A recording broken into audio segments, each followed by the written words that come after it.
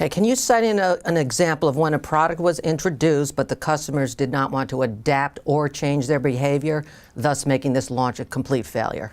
I love to learn from failures, and that starts at home. So I led one of the first teams developing a smartphone.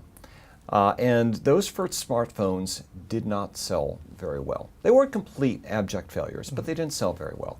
They were expensive, they were buggy, they were heavy. They weren't that big, they were heavy.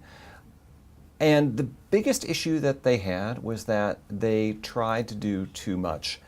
And in doing so, they did nothing terribly well, with the exception of the BlackBerry.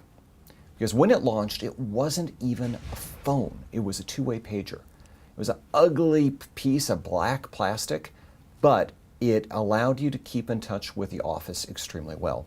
And it did so not only because of the device, but because BlackBerry put a server in the IT room so that emails could be processed a lot more efficiently than under standard network protocols. So by understanding the job thoroughly, not just from the standpoint of a mobile device, and then focusing on that job, it avoided a lot of extraneous stuff and extraneous cost and really hit the sweet spot for immediate customer adoption. Now, how could that failure have been avoided?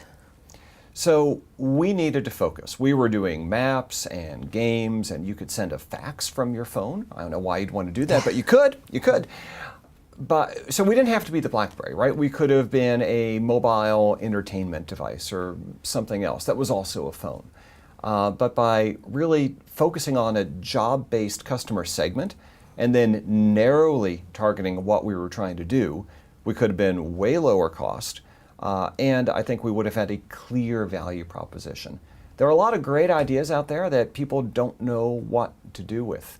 I concept tested some of the first flat screen TVs in the late 90s. People had no idea why you'd want to hang a TV like a piece of art because it wasn't yet being explained to people in immediately relatable ways.